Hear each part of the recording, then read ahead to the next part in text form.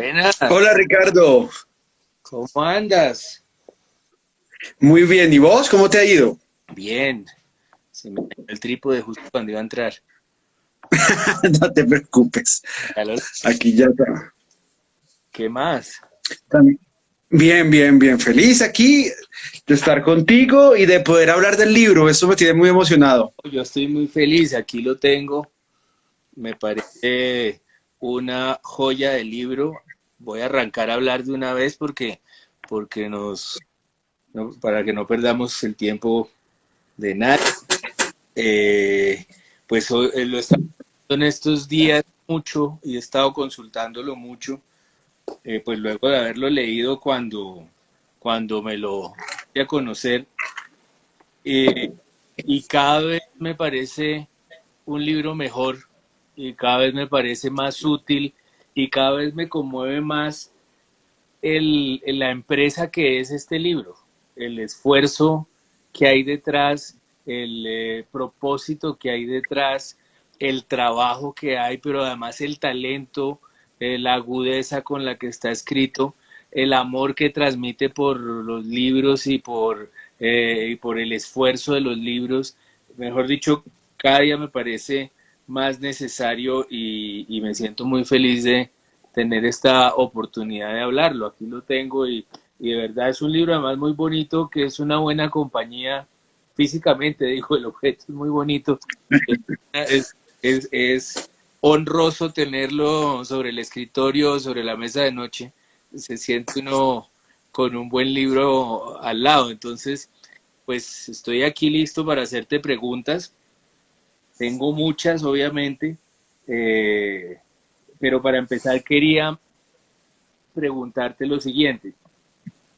Tengo la idea, viendo tu recorrido, viendo los estudios que has hecho, los trabajos que has sacado adelante, los ensayos que has publicado, me parece que, que has tenido a cargo la tarea de preservar un oficio que hoy en día uno no ve tan defendido, una época que uno no ve tan defendida. Hay muchos autores, los clásicos ya latinoamericanos, en tu obra. Es decir, está el libro sobre Borges, que además es otro libro magnífico que compramos los dos en la Universidad de los Andes. Está el libro de Cortázar, que es muy bello. Y ahora está esta nueva pieza del rompecabezas, que es esta historia de amor entre México y Colombia, tan bonita y tan bien retratada. Y esa es mi primera pregunta. Mi primera pregunta es, ¿hay conciencia en ese empeño? Es decir, en no dejar pasar el boom cuando ya hoy parece algo olvidado, sino el boom, esos autores que ya son clásicos y que hoy en día con esta atomización tan salvaje, es decir, hoy en día tenemos al mismo tiempo reggaetón, canales de cable, páginas de internet, plataformas. Hoy en día la gente latinoamericana es tan consciente de lo que se hace en Corea del Sur como lo que se hace en Estados Unidos y en Europa y en Francia. Todo nos llega al mismo tiempo y a mí me parece, y lo digo en el mejor de los sentidos, que tú has estado empeñado en una labor de viejos, que es la labor de preservar unas obras, de conectar obras con obras, de crear redes, de demostrar que esto es un diálogo constante. Sí, Ricardo, hay una cosa que me llama mucho la atención, que lo manejo en Ser Colombiano, es un acto de fe, historias de Jorge Luis Borges y Colombia, y lo manejo aquí en Colombia y México entre la sangre y la palabra, y es que siempre me pregunté qué era lo que hacía que la literatura colombiana existiera o la cultura colombiana, cómo son esos elementos, pero no verlos desde la investigación directa hacia ellos, sino verlo desde el tema de las relaciones, lo que tú dices muy bien. Y siempre me llamó la atención eso, es darnos cuenta que el conversar con el otro, relacionarse con el otro, hablar con el otro, unirse y conversar también ayuda muchísimo a construirse uno mismo. Y con estos libros también trato de entender de dónde, qué es el concepto de lo que somos como colombianos y qué es tan importante el tema de la relación. Si solo Ricardo hablara con Santiago Gamboa y con Juan Gabriel Vázquez y no tuviera unas relaciones con los otros, no leyéramos la literatura alrededor, no existiera unos campos culturales que están conversando constantemente, eso haría que no existiera una gran evolución. Y esa evolución se ve gracias al contacto, a la relación. Y es bellísimo eso, a mí me llama mucho la atención y me he dado cuenta que Colombia no es la excepción, a pesar que no seamos un país, que seamos profundamente abiertos en nuestros límites, pero sí somos un país que también se ha retroalimentado. Y antes, imagínate, antes era muchísimo más complicado, ¿no? El tema de las cartas, el tema de las visitas, venir a Bogotá era una cosa lo que se demoraba uno en el océano, llegando a Cartagena, después a Barranquilla, meterse en el río Magdalena, pasar por Monpós y después llegar a Honda para coger y subir esas montañas para llegar a Bogotá, ¿no? Entonces era un periplo gigante y maravilloso, pero que terminaba haciendo que estuviéramos un poco separados. Pero ese tema de las relaciones, ese tema de las conversaciones, es lo que siempre me ha llamado la atención. Tanto en la literatura como desde el punto de vista periodístico, como también como el punto de vista académico. Eso siempre me llama y me dice, aquí hay muchas historias que contar. Y eso también nos ayuda también a entender ciertos conceptos del pasado, nos ayuda a entender nuestro presente y también para dónde vamos. Y eso es lo que trato de hacer con estos libros. Pues son fantásticos, como tú dices, tanto en Ser colombiano es un acto de fe, un viaje al corazón de Cortázar, se revisan no solo esas obras, sino sus viajes, cómo han viajado, cómo se han encontrado con otras culturas, cómo han servido a otras culturas. Y este es pues ya un trabajo en el que eso es mucho más de base, es decir, ese es la base, el propósito de este libro, desde el prefacio que se llama De Comala a Macondo, no puede ser más claro cómo esos dos infiernos se comunican y se encuentran. Y para los que acaban de entrar, que cada vez veo que entra más gente, estamos hablando de Colombia y México entre la sangre y la palabra de Juan Camilo Rincón, que es uno de nuestros mejores ensayistas y más juiciosos escritores.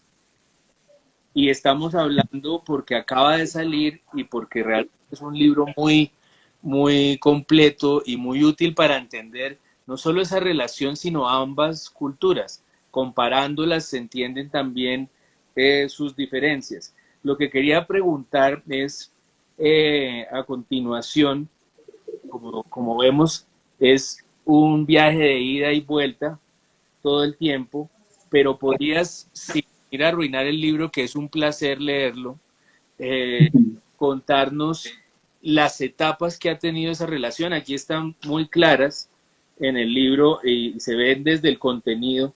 Hay una primera parte que es el llamado a la libertad, luego hay un nuevo siglo de relaciones, luego está el milagro mexicano, y luego está el boom como un momento cumbre de la relación. Pero podrías contarnos cómo has visto esa evolución, cómo ha ido cambiando esa relación, qué momentos han sido fundamentales para las dos culturas. Sí, una especie de panorama de esa relación. Es algo muy interesante ese tema de la relación porque creo que tenemos que comenzarla a ver yo creo que desde el tema prehistórico, o incluso desde la época prehispánica, perdón, en la cual cuando uno entra al Museo de Antropología en México, encuentra que pedazos de esmeraldas de esta zona de Colombia, que demostró que hubo intercambio entre las tribus indígenas. Eso es algo muy chévere, muy interesante, porque eso comienza a ver que hay un gran desarrollo. Después llega una gran acción que genera una homogéneo forma de ver este continente que nos va a manejar hasta hoy, que es el tema de la colonia española, cuando llega y nos estructura y nos da un mismo lenguaje, una misma religión y como que eso comienza a generar un tema de una construcción de identidad. Después, y pues obviamente destruyendo lo anterior, pero que eso se preserva y se cuida también en ciertas zonas y que ahorita ha permitido un diálogo. Ahí podemos pensar en esa época una historia bellísima que es la de Sor Juana Inés de la Cruz, una de las grandes poetas mexicanas de la literatura hasta hoy. Es alguien que leemos y amamos profundamente, pues siempre fue un rockstar como literario y poético tan grande que habían hombres que se enamoraban profundamente de su poesía y de su forma de ser y de relacionarse con el arte, ¿no? Y hay un colombiano maravillosamente loco que casi comenzó a escribir un libro sobre ella y quería ir hasta México y sacarla del convento y robársela y casarse con ella. Era esas cosas loquísimas y rarísimas. Eso es como esos momentos. Después viene una segunda parte que va más como el tema de cómo se construyen las independencias de los dos países, ¿no? Y hay una relación entre Bolívar y hay una relación con Iturbide que se narra muy bien desde el punto de vista literario que lo cuenta, digamos, Gabriel García Márquez. Sí, en el General en su laberinto, donde el hijo de Iturbide está en los últimos días acompañando a Bolívar en ese exilio que lo va a llevar a su muerte porque su idea era irse a Europa y no lo logró porque muere aquí en tierras colombianas, ¿no? Y después, que son como los primeros contextos, las primeras relaciones, fue cuando comienza a construirse el concepto de qué es ser colombiano, qué es ser mexicano, cómo nos definimos, cómo comenzamos a conversar y también cómo construimos desde la cultura el concepto de lo que somos. Y aparecen historias de escritores de allá, de acá, interesantísimos, que hasta final de 1800 comienzan a tener esas conversaciones. Entonces, digamos, aparecen cartas de las relaciones exteriores colombianas y mexicanas diciéndose, hoy los invito a ustedes, por favor, gobierno colombiano, a que me envíe los 10 libros más importantes de la literatura colombiana para incluirlo en nuestra Biblioteca Nacional y haremos lo mismo con lo nuestro. Y comienzan esas conversaciones. Y Jorge Isaac, que Alfonso Reyes, que es uno de los grandes intelectuales mexicanos del siglo XX, lo denominaba el hombre que lloraba hasta en las cartas, ¿no? Entonces, por el concepto de María y ese sufrimiento. Y Justo Sierra, que es un intelectual muy importante mexicano, trató de ayudarlo para que consiguiera una embajada, la embajada colombiana en México, para que fuera diplomático, para ayudarlo un poco económicamente a esa mala situación que estaba sufriendo por el tema en sus últimos años y su tema económico, y comienzan a ver esas relaciones pequeñas que van a llevarnos más adelante a Germán Arciniegas, Vasconcelos, y esa conversación va creciendo, hasta que llegamos al siguiente punto, que es el gran milagro mexicano. Cuando arranca la Segunda Guerra Mundial, y antes, cuando la Guerra Civil Española, México, después de la Revolución Mexicana, decide abrir sus puertas profundamente a todos los intelectuales que quisieran ir a su país. Entonces, los españoles importantes que huyeron de Franco, de la generación del 27, terminan viviendo allá, que Franco no los termina o matando o encarcelando. Ellos pueden irse y viven allá. Entonces, digamos, Max Euff, León Felipe vivió allá. Pues pensemos en Buñuel. Ricardo, que amamos las películas de Buñuel, que termina ya también, que no es de la generación de 27, pero es un español que tiene que buscar otros caminos. Y después viene la Segunda Guerra Mundial, donde muchos de esos intelectuales también huyen a diferentes zonas, a Estados Unidos específicamente, pero también a México. Podemos pensar en Leonora Carrington, que termina en México, pero también muchos colombianos fueron allá y vivieron y tuvieron una gran relación y un gran contacto. Y después aparece el concepto del cine mexicano como gran bandera de la cultura. Entonces, María Félix, podemos pensar en Pedro Infante, ese gran cine bellísimo que permite tener unos diálogos donde incluso dentro de los guiones de películas, como lo que es La creación de Gallo de Oro, contratan a García Márquez para que él escriba eso. Y después llegamos al boom latinoamericano, que es la relación de Fuentes y García Márquez, y ya vienen las otras visiones post Macondo que terminan apareciendo como la novela negra o los diferentes escritores, incluyéndote, que comienzan a tener una relación muy importante con el tema de México y Colombia. ¿Y cómo se va transformando esas visiones? Es algo interesante cómo va evolucionando y cómo no solo es un tema de amistad, sino también de competencia. Una competencia sana que también ayuda a que las obras tomen forma y estructura. No, es fascinante y en el libro pues lo es completamente. Eh, Como te digo, lo he estado releyendo para esta conversación y además es monumental la investigación, las entrevistas son fascinantes. Hay algo que tienes tú que es realmente maravilloso y que no es, pues digamos, tan usual en este mundo de las artes en general y es una generosidad enorme, un deseo auténtico de saber de los demás, una curiosidad auténtica de enterarse de las vidas de los otros y de las otras culturas, y eso se refleja como de manera inmejorable en este texto. En los otros, en los anteriores también estaba, pero aquí pues es como una materialización muy feliz de esa curiosidad. Eh, Según lo que dices y según lo que está en el libro, entonces tenemos un momento prehispánico que se puede verificar, digamos, en la relación entre México y Colombia. Luego, cuando se están formando las naciones, cada uno a su modo, pues empiezan a tener canales para comunicarse.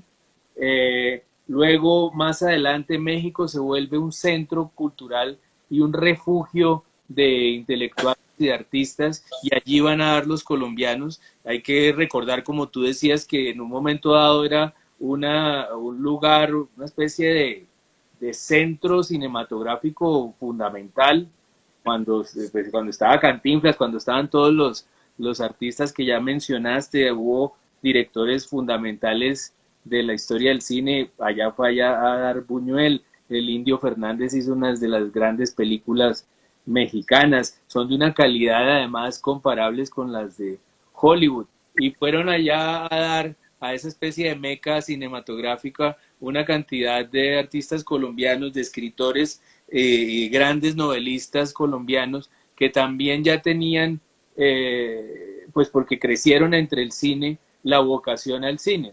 Estaba pensando, mientras hablabas del Gallo de Oro, eh, también en ese ejemplo que es tan curioso de la película Tiempo de Morir, la película que tiene versión mexicana y tiene versión colombiana, la colombiana es de Triana, y es un guión de Fuentes y de García Márquez al mismo tiempo, lo escribieron al tiempo. Eh, Querría que habláramos de ese momento, del momento de Fuentes y de García Márquez, y cómo ahí también está Rulfo, y ahí sí hay, siente uno, luego del diálogo entre las naciones, siente ahí que hay algo latinoamericano, no solo mexicano y colombiano, sino que hay mucha relación, como tú dices, desde el comienzo, de Comala a Macondo, y también de Fuentes a García Márquez, que es otra clase de relación, mucho menos literaria, quizás más de temperamentos, pero sí, es ese momento querría que lo habláramos. México y Colombia ahí parecen semejantes en ese momento. Sí, a mí me llama mucho la atención eso que dices porque sí hay una similitud, ¿no? Creo que pensando en este momento me haces recordar a mi padre hablándome de su amor por el cine mexicano y cómo él, en su pueblo del norte de Santander, que se llamaba Arboledas, él veía el cine mexicano y era algo que lo marcaba.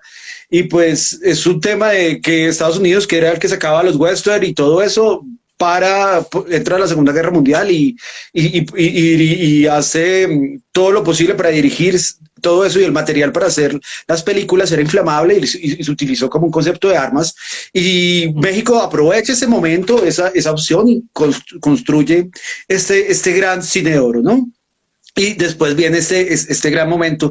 Digamos, en esa época del cine de oro, una persona de Aracataca que queremos mucho, que es Leo Matiz, fue una persona que estuvo ahí tomando fotos, trabajando con ellos. Hay una foto bellísima que le toma María Félix, que a mí me parece que se están mirando los dos, que es increíble.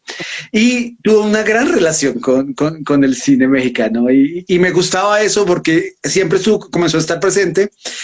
Cuando llega Álvaro Mutis por sus temas de la discusión con eso y tiene que huir a México, comienza también a crear los primeros lazos. Los primeros lazos es conocer a un Octavio Paz, él llega con una carta para Luis Buñuel para poder entrar a México para que lo ayudara como a conseguir trabajo, ¿no? Entonces la relación del cine está ahí y se vincula el tema del cine con las amistades, y comienza a ver ese campo cultural mexicano que es grandísimo y maravilloso, ¿no? Y ahí, en ese momento, pues ya cuando llega la década de los 60, García Márquez no le está viendo muy bien, está muy preocupado, pues porque él como periodista tenía un gran nombre, pero como maestro de la ficción él había hecho obras maestras, pero todavía no tenían un gran reconocimiento en ese momento. Podemos pensar, digamos, en La hojarasca, en La mala hora, digamos, en novelas.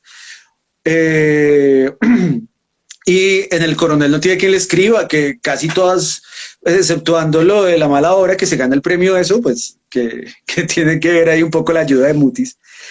Tiene que ver el tema de que no había logrado, eran solo publicaciones nacionales que casi se perdieron en su tiempo. Entonces, pues no son, ahorita conseguir un coronel no tiene que le escriba, es una cosa que cuesta muchísimo dinero en la primera edición, ¿no? Entonces, él llega como un poco preocupado y Muti lo recibe en México y lo comienza a ayudar y lo primero que hace es vincularlo al cine.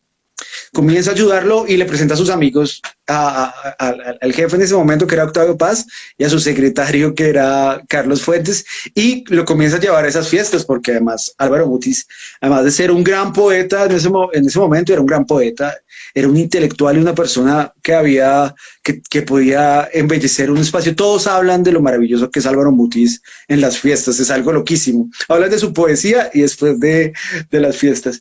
Y comienza a ayudar a García Márquez a tener esa conversación con la literatura mexicana y con la cultura mexicana.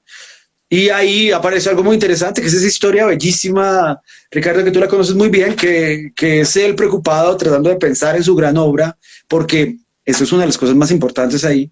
Él está supremamente preocupado y de pronto lo llama a Mutis y le dice que ya va para allá, para la casa. Él vivía en uno de los pisos de arriba y escucha subiendo a Mutis. Él abre la puerta y Mutis le tira un paquete y le dice, lea para que aprenda. Y cuando abre, entre los paquetes está Juan Rulfo, ¿no? Está el Pedro Páramo. Y cuando él lee Pedro Páramo, aparece un clic, ¿no? Y es un clic de comenzar a pensar uno de los momentos como míticos que uno se plantea en la creación de 100 años de soledad, que él mismo lo cuenta, y crea ese concepto de cómo comienzo a jalar a esto. Y después después lee El llano en llamas, que es una obra bestial, y después Carlos Fuentes lo ayuda a conseguir trabajo, a hacer el guión del Gallo de Oro. Y trabajan junticos en el cine, trabajando esta obra, y más adelante hasta García Márquez aparece como extra en una película donde aparece Leonora Carrington y Luis Buñuel, aparece ahí parado muy, muy bellamente, hasta actor se nos volvió en esos temas, ¿no? Y es bellísimo ver esa relación, y mientras tanto pasaba todo eso, se publicaba Los funerales en la Universidad Veracruzana en México, que eso es un primer paso, que supuestamente, hablando con Elena Poniatowska, decía que ella no había votado los manuscritos, pero que sí, pero es algo ahí, una relación muy bella de esas que se crean por medio de las conversaciones, de la construcción, y que más adelante va a llevar a que él pueda escribir 100 años de soledad, que es una de las obras más importantes de la literatura colombiana, que de cierta forma describe un concepto de lo que es el Caribe y muchas formas de lo que somos, termina siendo escrita allá, ¿no? En Ciudad de México. En un México que le brinda, le abre las puertas, le da el apoyo. Incluso él pedía ayuda a algunos amigos jovencitos que estaban por ahí en ese momento para sacar cierta información que él necesitaba para la novela, y entre esos jovencitos estaba José Emilio Pacheco y Carlos Monsiváis, ¿no? Entonces estaban ahí todos, y hay una lectura capítulo por capítulo, y una retroalimentación en México que ayuda muchísimo a que él sepa que va por buen camino con esa obra, ¿no? Entonces, es algo muy interesante cómo está ahí la conversación, cómo está el cine y cómo el cine marcó, pasó por toda Latinoamérica. Cantinflas, hay una foto bellísima de Manuel H. que está en la Plaza de Toros de Bogotá con un becerro y hacía una parodia con el becerro que él hacía en una película, ¿no? Pero iba por todas las partes de Latinoamérica como una gira internacional y todo el mundo se iba a ver a Cantinflas con el becerro, ¿no? Jugando con él. Y está ese tema de, hubo una gran influencia que se vio aquí en el cine colombiano y que es bellísimo y esa influencia siempre está conversando, siempre se está discutiendo. Y hay una nota al pie ahí con lo que hablas de Fuentes y de García Márquez. Ellos no se conocen, pero se habían leído antes. Porque Fuentes, cuando comenzó a escribir, sacó los primeros cuentos de él, se los dio a Gaitán Durán para que los publicara en una revista importantísima colombiana que se llama la Revista Mito.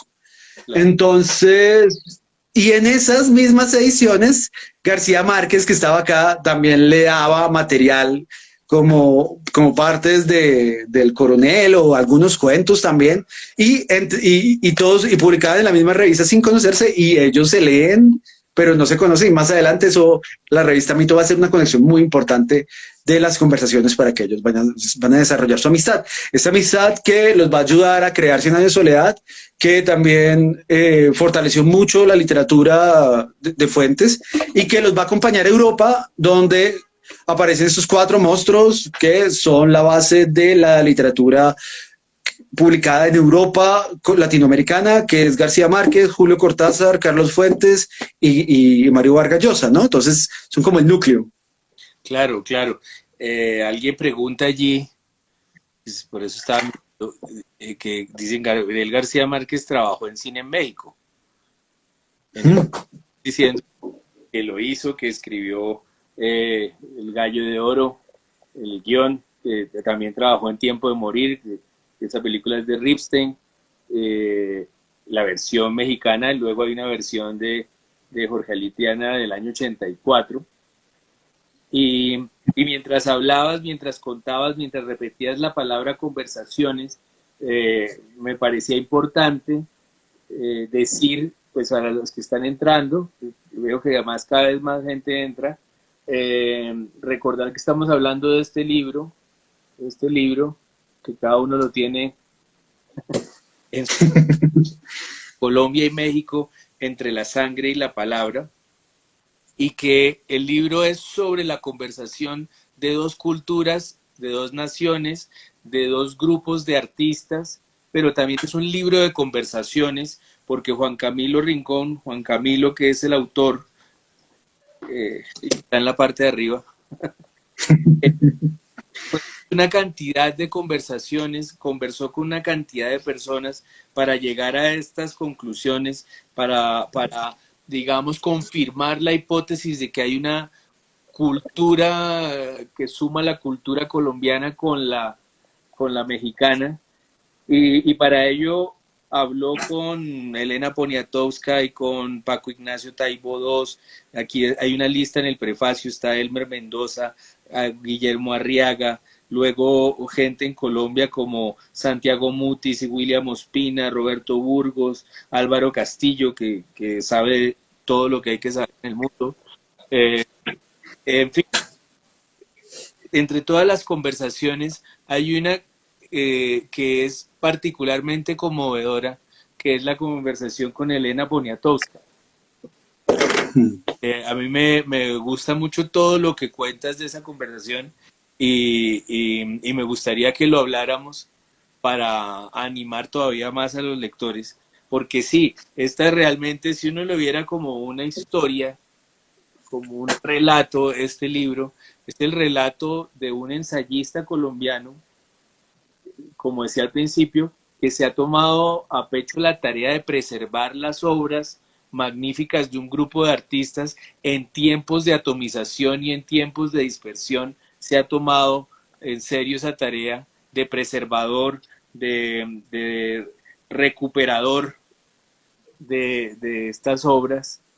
Y y ha viajado entre México y Colombia durante prácticamente 10 años para que nada de eso se pierda, para que esas voces queden vivas y esa relación sea clara y entendamos mejor tanto esa cultura como la nuestra. Y entonces hay conversaciones que incluso hay unas transcritas largas en la sección que se llama bonus track, y una de ellas es el encuentro con Elena Poniatowska. Yo querría que lo habláramos y luego habláramos de las conversaciones, porque tú has hecho una obra aparte, paralela a tus libros, que ha sido las entrevistas con escritores, que además has entrevistado, yo creo que a por lo menos 100 autores pues interesantes, fascinantes, y te has metido en cada mundo con una generosidad que es muy, pues muy destacable, es muy conmovedora, digamos. Te has metido en 100 mundos diferentes y allí tienes otro libro paralelo que has venido construyendo. Pero aquí hay varias de esas conversaciones muy importantes y querría que habláramos de ellas y de ese don para conversar y para meterse en el mundo de los demás. Pues yo tenía mucho nervio de hablar con Elena porque la quiero mucho y la estimo mucho y además la admiro mucho por la literatura y su obra tan importante, y es una de las escritoras más importantes para mí de la literatura latinoamericana. Yo la siento como con mucho cariño. Y sentía por las cartas que había leído de Álvaro Mutis con Elena Poniatowska en el Lecumberri, la entrevista de Elena Poniatowska a García Márquez y las conversaciones que ella siempre estaba constante en ese tema de la relación entre México y Colombia. Y logré convencerla para que pudiéramos tener una reunión y me invitó a su casa en Coyoacán. Y yo llego, Ricardo, y ella estaba muy triste ese día porque ella tenía un gato y una gata. Y uno se llamaba Monchi y la otra se llamaba Vice, como su mejor amigo, ¿no? Los dos. Y Monchi estaba maluquito, entonces estaba en el veterinario y estaba muy preocupada y siempre le preguntaba a la señora que la cuidaba que cómo le iba con el tema de que se ya había llamado al veterinario. No, ella estaba muy con ese tema. Y primero, entonces que todo, llego allá, hay una iglesia al lado, ella la señora abre la puerta y entro y veo una de las bibliotecas más inconmensurablemente importantes, privadas que existen acá, porque ella entrevistó a todo el mundo. Entonces, además de entrevistar a todo el mundo, tenía la firma de todo el mundo y las dedicatorias amorosas, entonces firmas de Octavio Paz, todo. Entonces era una gran biblioteca maravillosa que a uno le tiembla las manos estar frente a esa cosa tan increíble. Y luego me siento con ella, entonces primero fue ese recorrido por esos libros que me dejaron atónito. Ella es la persona más dulce y querida del mundo, me recibió en su sala y me dijo que si quería probar unas galletas, si quería tomar té con ella, y yo le dije, pues sí, de una. Y llegó y me sirvió un té y me sirvió unas galletas y probé la primera galleta y le dije, ay, muchísimas gracias. Y me dijo, ¿cómo están? Y yo, no, están ricas. Me dijo, yo las hice, y yo, güey, y me dijo, y te voy a dar un regalo, y cogió en una servilletica y me dio el resto de las galletas, y yo me llevé feliz las galletas de Elena Poniatowska. No solo la consumí en literatura, sino hasta en galletas, entonces, pero esa es una conversación muy linda porque es ver cómo ella veía a García Márquez y Álvaro Mutis. El tiempo de Álvaro Mutis en el Lecumberri, esa relación de irlo a visitar al Lecumberri, tener esas conversaciones, irse cada cierto tiempo a visitarlo en su celda, saber qué era lo que pasaba, cómo lo ayudó muchísimo hablando con muchos intelectuales para que hicieran fuerza, para que lo sacaran de la cárcel. Ella es esencial ahí. Y luego viene esa gran relación que le dan el manuscrito, los manuscritos de los cuentos de los funerales, que supuestamente ella los pierde. Yo le dije, tú los perdiste, Elena, tú perdiste. Y dijo, ay, Gabo estaba mintiendo, yo nunca los perdí. Yo, ¿y por qué dijo eso? Yo le pregunté lo mismo y me dijo que no le contara a nadie que era mentira. Y yo, ah, pero me lo estás contando a mí, Elena. No, pues me encantó ella.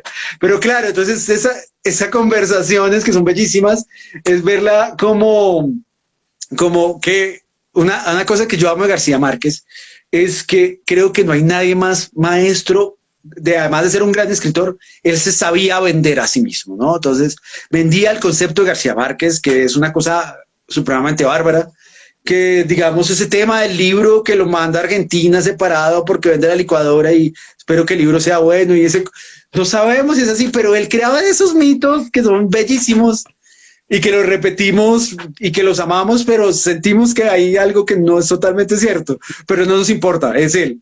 Entonces, en este momento tuvimos la conversación, toda la charla que está en esa entrevista, que es bellísima, y me dice, bueno, vamos, y salimos. Cuando estábamos en la puerta, ella tenía como un jardincito, y me dice, te cuento que los García Márquez vivían muy cerca de acá, y a veces me pedían que yo cuidara a los niños.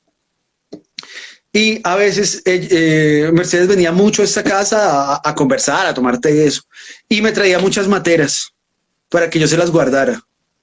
Y me dijo, y míralas, ahí están. Y me señaló una parte del jardín y ahí estaban las materas. Y es como, ay, me vaya, casi me llevo una. No, Como tengo la materia de García Márquez. claro. No, eso está transmitido completamente, esa fascinación, pero también esa capacidad de preguntarles y de ir al grano, pues, y de seguir construyendo, eh, pues, el retrato seguir haciendo el retrato de ese cruce de culturas. Luego esta cumbre de la relación, que es la relación entre García Márquez, Fuentes, la influencia enorme en Cien años de soledad y en la obra de García Márquez en general, el aterrizaje allá de Mutis, después Fernando Vallejo, pues luego de todo este momento de esplendor de las dos culturas y de esa cultura en común, cuando yo era niño, eso ya había pasado y lo que había era una especie de cultura paralela mexicana dentro de nuestra cultura. Es decir, cuando éramos niños, muchos de los que estamos aquí hablando, pues la presencia de la cultura popular mexicana en Colombia era pues innegable. Desde tu papá diciendo que iba a haber cine, claro, eso es esa época también esplendorosa, ese cine es esplendoroso, pero luego en los ochentas, pues estaba Cantinflas todavía por todas partes, en el cine era muy importante cualquier estreno de Cantinflas, ya el Chavo pues lo daban 3 horas sábados y 3 horas. Eso era increíble, esa presencia. Las telenovelas mexicanas eran pues una institución dentro de la televisión colombiana. Los actores mexicanos se los traían para la televisión. Yo no digo que eso sea menos fascinante ni menos importante que la cultura del cine y el arte y la literatura que se dio en los 60s y 70s, pero sí es otra clase de situación.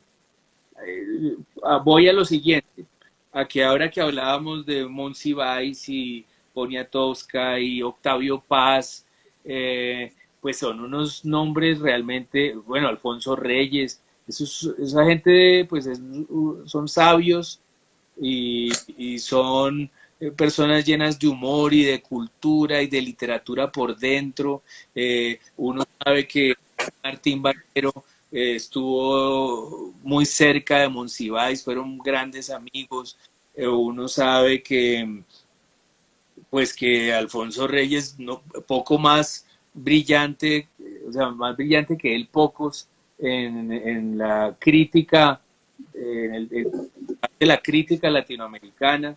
Bueno, los ensayos de Octavio Paz, los poemas de Octavio Paz, eso es de una altura difícil de alcanzar.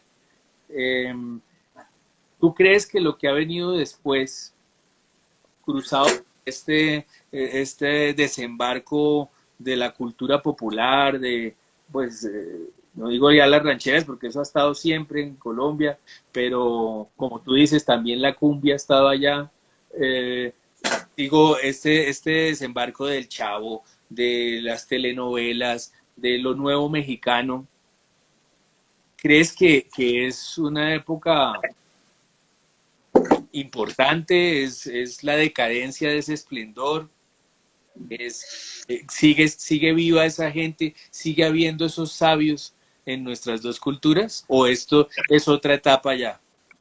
Yo creo que hay una evolución, pero creo que es un tema del intelectual occidental que se va transformando, ¿no? Entonces, creo que hay una discusión grandísima ahí que la puedo ver, digamos, que se ve la evolución del intelectual, el intelectual que lo sabe todo, hasta de gramática y de forma, ¿no? Hasta de todas las estructuras, a meterse en temas, a especializarse, ¿no? A meterse solo en ciertos, ya no solo en novela, porque antes se hacía novela, cuento, poesía, pensemos en Jorge Luis Borges, que es como el más universal latinoamericano, que hacía de todo, le faltó novela, ¿no? Entonces, pero hacía como, tenía pluriactividades y que comenzaron a existir y comienza a especializarse y ya no solo a una novela, sino a un tipo de novela, los nuevos intelectuales, lo cual no me parece mal, es una evolución a la forma en que nos relacionamos culturalmente con las formas literarias y con la forma de lo que somos.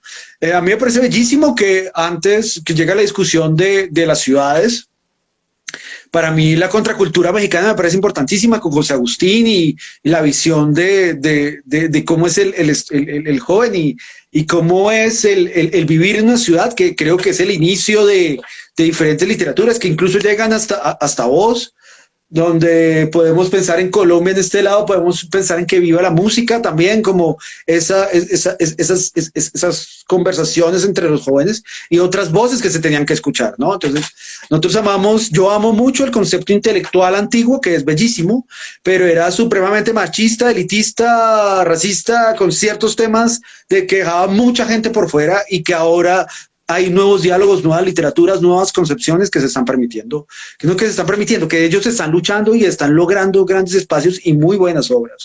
Y después viene también esta conversación de dos países cansados por la corrupción, por la violencia, mamados, que la justicia no les cumple y que tienen que crear un concepto de justicia literario que termina siendo la novela negra. Y creo que viene esa balumba literaria maravillosa con Paco y Elmer y que se ve en toda Latinoamérica, pero que hay grandes representantes de gran novela, porque yo no puedo pensar a la novela negra sin Padura o sin Piglia, ¿no? Entonces, también esa conversación de desahogo de la delincuencia, de la muerte, de la injusticia, y es la forma en que la literatura responde al respecto, que es bellísimo. Y ahora aparece y después sigue un movimiento que me encanta, que me parece maravilloso, es el de la remembranza, reencuentro, rememoranza literaria, que es la forma de entender a pesar de que en ciertos momentos la ciudad estábamos en narcotráfico, Escobar poniendo bombas en México, en Medellín, en Bogotá, y también hay un tema de seguimos unidos y hubo un concepto de familia y hay algo que podemos contar y tenemos que exorcizar esos pasados, ¿no? Sí. Esas angustias, y es la nueva literatura por ahí que de algún escritor, de esos escritores maravillosos que a veces logro que me entrevisten. Entonces es esa conversación que se va desarrollando y para mí, Ricardo, pensar en no tomarme un tequila o una cervecita sin que suene Juan Gabriel, a mí eso me parece que es tan cultural como escuchar a Agustín Lara, ¿no? Entonces, y es tan importante y tan necesario, y es necesario tener esa discusión. Y el Chavo del Ocho, ahorita estoy pensando en Hincapié, que es un escritor colombiano que incluso hace una referencia en un texto sobre el tema del Chavo del Ocho, que está ahí. Fue un constructor cultural de una visión distinta del concepto de lo que era el héroe, ¿no? El concepto del antihéroe y cómo se va volviendo latinoamericano, porque es que nosotros no podemos construir un Superman o un Capitán América yo amo Marvel, pero eso no es lo nuestro es otra vaina. Lo nuestro es crear el más humano, el más cercano y el más real. Y esa realidad está palpada, está presente. Pensar en el Chavo del Ocho, uno tiene que pensar en el concepto de la vecindad, el concepto de la relación, el concepto de la pobreza, el concepto del hambre y el concepto del huérfano, ¿no? Entonces, Sí. esas conversaciones están ahí, están presentes y eso es, uno ve a Colombia en ese momento y tiene las mismas discusiones, las mismas conversaciones que están y que son necesarias y que, digamos, también el tema de la novela de las 12 del día, cuando llegamos del colegio, que nos ponían que veía le ponían en televisión porque solo habían 3 canales y uno se sentaba a comer y tragó también novelas. El intelectual que lo niegue no existe. Es mentira, no le crean. Entonces, ese tema de las novelas también fue un tema de la creación de la conversación, ¿no? Entonces, Betty la Fea no existiría si, que es un gran producto cultural colombiano, porque narra cómo es la idiosincrasia colombiana de ciertos niveles, de ciertas clases sociales. Y eso nace gracias a esa construcción de narración, que es la novela que creó México, que ha desarrollado y que se ve que se ve hasta en Estados Unidos o que se ve hasta en China, ¿no? Eso es un concepto que narrativo que existe, ¿no? Entonces, y que está presente. Y que uno, que es válido y que no se puede negar y que ese entretenimiento también es necesario y que eso también es una forma de contar nuestras historias. La idea es escucharlo, entenderlo y darse cuenta que hay muchísimo más y todo puede estar en en un mismo espacio de conversación. La idea es no discriminar una opción a la otra, sino tratar de crear y entender por qué fueron creadas, cuál es el diálogo y por qué la gata está bajo la lluvia, ¿no? Entonces, por qué la conversación está presente. Pues no, no era una trampa, Ya sé, ya sé. la respuesta que das, es decir, sí, hay un esplendor intelectual, unos sabios de una época, pues son innegables, Octavio Paz, Alfonso Reyes, en Colombia pues Álvaro Mutis, García Márquez, pero lo que vino Germán Arciniegas. no es una decadencia, sino pues es maravilloso. Son maravillosas esas telenovelas, ahí hay un cruce de culturas también pues fundamental. La época de las jerarquías está mandada a recoger y decir que lo que se hace en el ensayo es superior a lo que se hace en la televisión, pues es un disparate, como tú dices, el intelectual que lo diga pues está viviendo en otro planeta. Pero en la respuesta hay algo que me gusta mucho y me gustaría, pues porque se nos va pasando ya el tiempo, eh, que digamos, de la respuesta anterior, el tema de la novela negra que me pareció fundamental. Es decir, ha habido luego de esos 80s, del Chavo, de lo que quedaba de Cantinflas, que ya era un Cantinflas más bonachón y moralista, pero también de ver, de las telenovelas, de La Fiera, y bueno, hasta todo lo de Verónica Castro y Victoria, todo lo que allí era pues maravilloso. Pero luego también vino una época muy importante del cine mexicano que acabó siendo llevado a trabajar a Hollywood y ahí están pues Guillermo del Toro y está Sales Iñárritu y está Cuarón, que son fundamentales hoy en día en el panorama del cine mundial, pero también está Arriaga, Guillermo Arriaga. Tienes una conversación muy importante también metida dentro del libro, hablaste con él y que has llamado en otras conversaciones uno de los autores que más te ha impresionado de estos tiempos, que más te ha afectado, pues más te ha, no sé, te ha producido angustia, lo que sea, más te ha el blanco. Eh, Quiero que hablemos, aprovechando de este momento de Arriaga y de ese mundo duro que ha puesto en evidencia el cine mexicano, también de esa reacción a las desigualdades que tú ves en la novela negra, que es lo que se ve en las novelas negras. Quiero que hablemos de esas novelas negras mexicanas y también colombianas. Hay ahí una entrevista con Mario Mendoza, hay otra con Nahum Montt, que tiene una novela policíaca muy famosa, que es El Esquimal y la Mariposa. Y pues Mario de alguna manera ha hecho una obra negra en general, es decir, sí, del mundo subterráneo de la ciudad. Entonces, sé que ahí dije demasiadas cosas, centrémonos en la novela negra primero y luego en este momento, en este ir del cine mexicano, que tiene un pie en la novela negra de alguna manera. Sí, me gusta cómo lo planteas y tienes razón. Yo creo que hay una conversación ahí, que es la ciudad, la desigualdad y la delincuencia y la injusticia, que podemos guardarlo todo en una caja que se llama injusticia. Y está el tema también del joven que quiere discutir al mayor, ¿no? Quiere crear algo nuevo, ¿no? Entonces, y creo que ahí puede ser literariamente es la novela negra y musicalmente es el rock, ¿no? Que es como esta aparición que lo plantea Juan Villoro, que es una conversación interesantísima de crear unas nuevas voces. Y sí, y uno se da cuenta qué pasa. La novela negra latinoamericana tiene una base que es la injusticia, siempre pasa algo terrible que no se va a resolver, y un hombre que trata de luchar contra esa injusticia sabiendo que va a perder.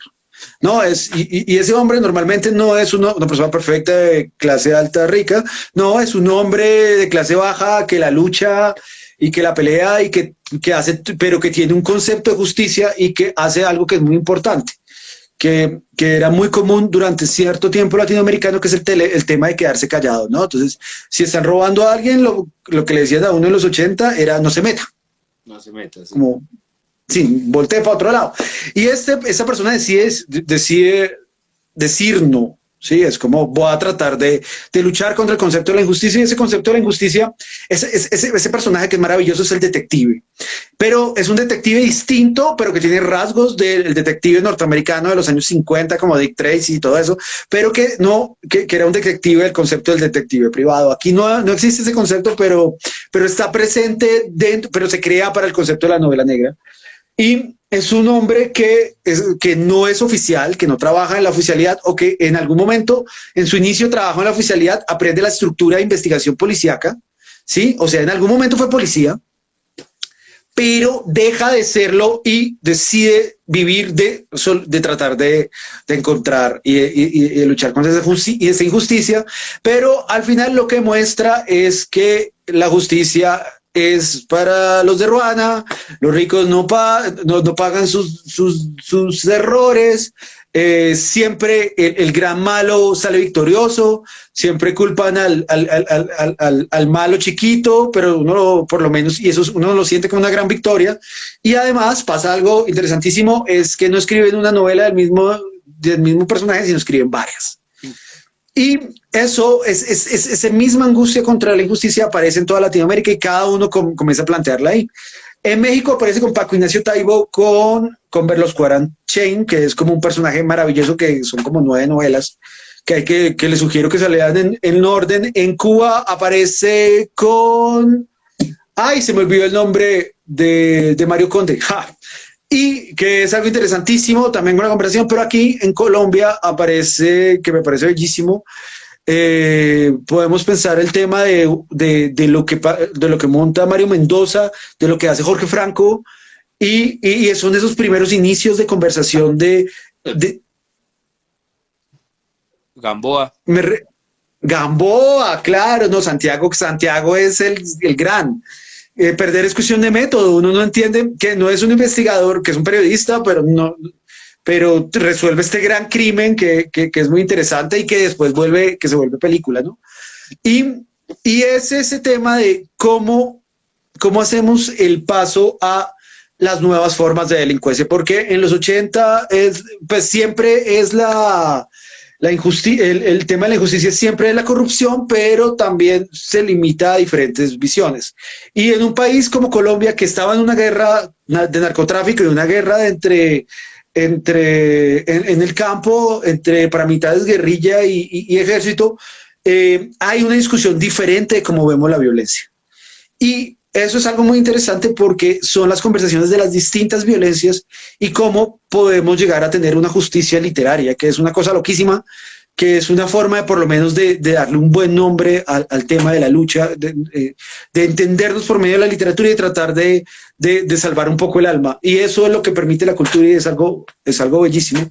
Y entre esos grandes maestros, ese tema también de describir la ciudad, porque la ciudad es el gran personaje de la novela negra, aparece el cine mexicano con Amores Perros, ¿no? Entonces, Amores Perros, esta obra inconmensurablemente maravillosa, Iñárritu, cuando nos presenta Gael García, pues no sé si nos lo presenta antes con Tu mamá también, pero creo que esta para mí es como el primer encuentro que yo tengo con él. Y, y vemos esas historias que es una película estructurada muy narrativamente, como lo plantea Guillermo Arriaga, que es la persona que hace el guión y hace los textos de las tres primeras películas, de esas tres grandes películas de Iñárritu, ¿no? Que es Babel, 21 gramos y Amores Perros. Pero Amores Perros es muy importante porque es la ciudad, es la sangre, y está además ahí es algo literario porque está hecho de una forma muy literaria, está el concepto de la música, que es este rock porque canta Julieta Venegas, canta Control Machete, canta Café Tacuba, esa música que para nosotros es muy importante porque el sello Culebra en México nos trae música maravillosa en el tiempo cuando lo hacía Santa Olaya, que era ¿cómo es? Sí. Y también, y Culebra también saca de Colombia, saca a la derecha y saca el dorado de Terciopelados, ¿no? Que esa es otra forma de conversación de la relación entre Colombia y México. Y hay esas charlas, pero literariamente va a generar esto en Arriaga, que en un momento sigue en el cine, después se comienza a separar y comienza a crear esas grandes obras. Entonces él cuando está en ese momento en esa relación con Amores Perros, un día escribió varios cuentos y él estaba muy feliz con esos cuentos que ahorita se reeditaron, pero no sabía si publicarlos o no. Entonces le pidió yo no me acuerdo, era un familiar, le pide que se comunique con alguien que le pudiera dar como un aval para saber si los cuentos estaban bien o no. Y lo comunicaron con Álvaro Mutis. Entonces él estaba muy nervioso porque duró varios días esperando la llamada de Álvaro Mutis que leyera los cuentos. Y cuando por fin suena el teléfono, él lo coge, sus teléfonos de casa que ya casi no usamos, lo coge y le dice, ya eso está listo, eso ya está listo para publicar. Y él ama mucho a Colombia, el primer contacto con eso fue porque él habla de que Mutis le dio ese primer aval literario porque para comenzar es importantísimo. Y luego aparece Hernando Telles, que él ama Hernando Telles y Espumas nada más, que literariamente comienza y ahí ya saca sus novelas Salvaje y gana el premio después Alfaguara. Y en uno de esos encuentros, ya viniendo, me encuentro con él, hablo con él y él me dice una de las mejores frases que tiene el libro y dice, yo amo mucho Colombia, me cuentan muchas historias que se las dejo aquí en el libro, no les puedo contar todas, pero me dice al final, me dice, los colombianos deciden nacer donde se les da la gana, como describiéndose a él sí mismo como si fuera colombiano, ¿no? Y es la charla de la nacionalidad, no solo es el tema de donde nacemos, sino también donde podemos donde nos sentimos en un hogar. Y pues él también se sintió en un lugar acá, ¿no? Y literariamente es muy respetado y tuvo muchas conversaciones con grandes intelectuales colombianos que han permitido que esa existencia y esa relación exista. Bueno, pues ese me parece un gran cierre, incluso un cruce de generación importante de Álvaro Mutis Arriaga. No puede ser más clara la conexión entre las dos culturas y creo que no puede ser más clara la maravilla que es este libro. Realmente la pasión del tema, la pasión por la escritura, la pasión por los mundos de los escritores, por lo que escriben, por cómo se conectan, pues ha sido parte fundamental de la obra de Juan Camilo. Yo creo que luego de sus libros de Cortázar y de Borges, pues este llega a cerrar una especie de trilogía del rescate de toda una cultura o de las bases de una cultura, toda vista desde una perspectiva nueva, además. No es, cuando yo decía que era el trabajo de un viejo, que es decir, era el trabajo de rescate, pero hay una mirada nueva allí, no hay una mirada anquilosada ni anacrónica, es una mirada desde esta época, es una reivindicación, pero también de toda la cultura, no solo de los libros, sino como vemos del rock, de la televisión, del cine, todo entendido como una sola presa, como tú decías, para hacer mejor la vida y hacer mejor esta realidad. Entonces, yo sí te quiero dar las gracias por haber hecho este libro, es fascinante y gracias por la oportunidad de hablarlo. Uno no tiene esa oportunidad frecuentemente, solo la tienes tú que has hecho una mirada panorámica de la literatura de estas épocas, hablando con tantos escritores, con tanta generosidad, y pues para mí es una gran alegría poderte sacar a ti preguntas y meterme ahora en tu mundo, que ha sido siempre una, pues una gran satisfacción, realmente. Mil gracias y bueno, estamos siempre hablando los dos. Claro que sí, Ricardo, muchas gracias. Amé esta conversación porque fue muy amena, muy de amigos y a pesar de que no se me note mucho el fan que siento por ti, es interesante, es bellísimo y estas conversaciones son tan necesarias y nada, un gran abrazo, muchísimas gracias. Gracias a todos los que nos oyeron. Siempre Sí, llenamos una librería con lo que hay acá. sí, sí.